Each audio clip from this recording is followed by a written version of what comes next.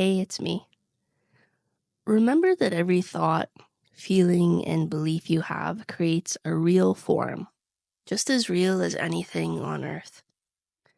The stronger your conviction, the more solid and lasting this form becomes. If your convictions are true and honest, they bring light into your soul, giving you happiness and good fortune that cannot be destroyed.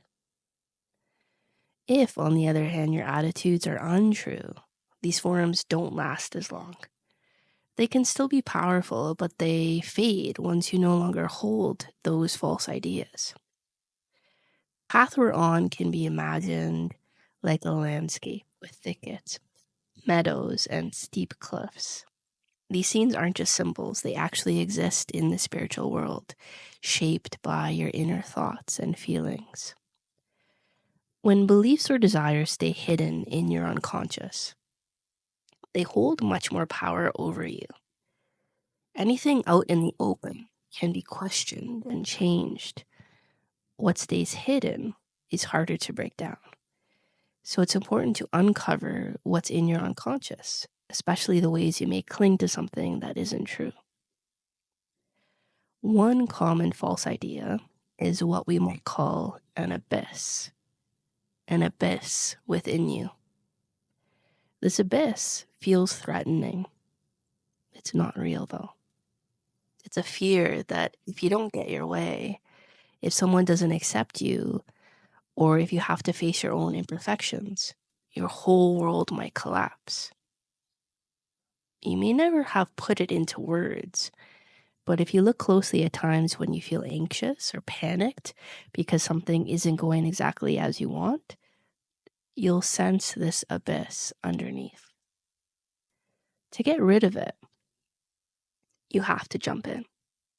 You have to jump in. And that means trusting you won't really perish when things don't go your way or when someone fails you. By accepting your own or another person's flaws, you see that nothing truly bad happens.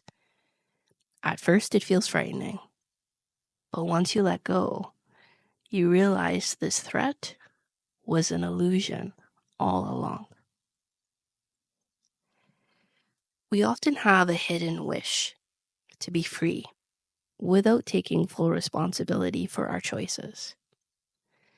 We want a gentle authority, parent-like figure, or a God who spoils us, so that if life goes wrong, we don't have to blame ourselves. We like to get all the credit for our successes, yet put the blame on someone else when things fail. Take a look at your reactions. You might spot a part of you that wants full freedom to make decisions, but won't admit your own mistakes. This childlike view of freedom comes from a refusal to accept that we each shape our own fate. If we try to dodge the price of responsibility, we end up paying a worse price in fear.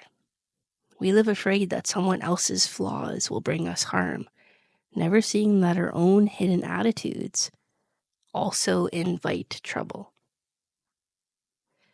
Now you might worry, well, what if someone is truly cruel or selfish? Couldn't that hurt me? I'm not saying you won't feel pain in life. It's just that often the things that hurt you on the outside match something inside you. You have some attitude or belief that gets hooked, so to speak, by another's behavior. When you find that inner hook, you see you're not a helpless victim. You can't be harmed in any lasting way if you don't give the other person's negativity a place to attach within you. We all make mistakes. The child in us believes we must be perfect or we'll fall into the abyss. It's not true. Mistakes are a normal part of growth. They're a necessary part of growth. Feeling guilty or ashamed only weakens you. It's far better to admit your imperfections and use them to learn about yourself. letting go of the illusion that you can never mess up is freeing. You see, it's not the end of the world to be wrong or flawed. No one is perfect. So moving forward, what action steps can we take? Well, step 1 is to look for hidden fears. Notice moments you feel a sense of doom if things don't go just right. That's a sign of the abyss. Step 2 is to accept responsibility. Real freedom only comes when you own your choices. If you avoid responsibility, you live in fear. Step 3 is to stop blaming others. Try to spot how your own hidden beliefs or attitudes may stir up negative situations with other people. And step 4 is to relax about mistakes. You'll see that making errors doesn't destroy you. It's only the child in you that fears this so deeply. By exploring these truths, you start to trust life more. You realize you shape your own experience far more than you knew. Life becomes less scary once you see that others can't truly destroy your sense of well-being unless you unknowingly let them. And when you find yourself triggered, it's a chance to look inside and uncover old habits of fear or blame.